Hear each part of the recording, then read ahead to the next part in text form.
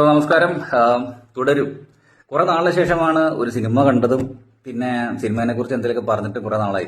Last ഞാൻ പറഞ്ഞ വാഴ എന്തോ എങ്ങാണ്ടാണ്. നമ്മളൊരു സാധനം കണ്ടിറങ്ങുമ്പോൾ നമുക്കത് നാലാളോട് പറയണമെന്നൊരു പ്രേരണ തോന്നുമ്പോഴാണ് നമ്മൾ ഓടിപ്പിടിച്ച് സോഷ്യൽ മീഡിയയിലൊക്കെ കയറി എന്തെങ്കിലുമൊക്കെ ഇടുന്നത്. അങ്ങനെ എനിക്ക് ഇപ്പം വളരെ നാളിന് ശേഷം ഒരു പ്രതീക്ഷയില്ലാണ്ട് പോയി കണ്ടിറങ്ങിയ ഒരു തരുൺമൂർത്തി പടം എന്ന് പറയുമ്പോൾ മോഹൻലാലിന്റെ തുടരും വളരെയധികം ഇഷ്ടപ്പെട്ടു.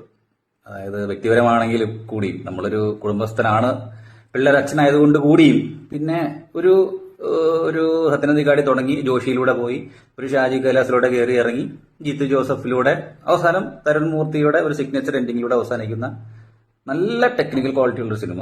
ഞാനൊരു കൂർ തിയേറ്ററിലാണ് കണ്ടത്. ഒരു പേര് വെളിപ്പെടുത്താൻ ആയിരിക്കാത്ത ഒരു മാനേജ്മെന്റ് ഇട്ടിട്ട് പോയ നല്ല അഴുക്ക് പിടിച്ച ഒരു കൂർ തിയേറ്ററിൽ കണ്ടിട്ട് നല്ല ക്വാളിറ്റി സൗണ്ടും പിക്ചറും ഒക്കെ ആയിരുന്നു. അപ്പോഴെനിക്ക് തോന്നി പടത്തിന്റെ ഒരു ക്വാളിറ്റി നമ്മുടെ സിസ്റ്റത്തോട് സ്യൂട്ട് ചെയ്യുന്ന രീതിയിൽ പിടിച്ച ഒരു പടം.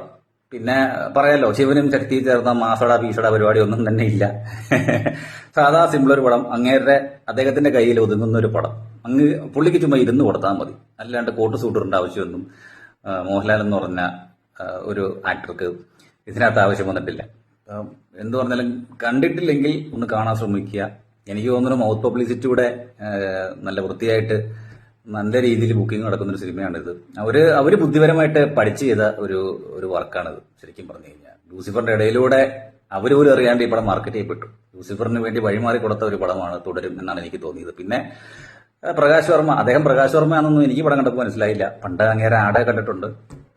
പക്ഷെ ടൈപ്പ് കാസ്റ്റ് ചെയ്യപ്പെട്ടില്ലെങ്കിൽ കുറച്ചുനാൾ അദ്ദേഹം ഇവിടെ ഫീൽഡിൽ ഉണ്ടാവും എന്തായാലും. പിന്നെ വിനു പപ്പു, എനിക്ക് പിന്നെ ഫർഹാൻ ഫാസിലിനെ കാസ്റ്റ് ചെയ്ത് വളരെ ഒരു മികച്ച തീരുമാനമായിട്ട് തോന്നി.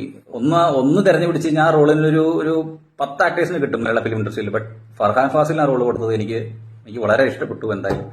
എന്തായാലും വളരെ സന്തോഷമായി സംതൃപ്തിയായി. അപ്പോൾ കാണാത്തവർ കാണാൻ ശ്രമിക്കുക. മോഹൻലാൽ തുടരും.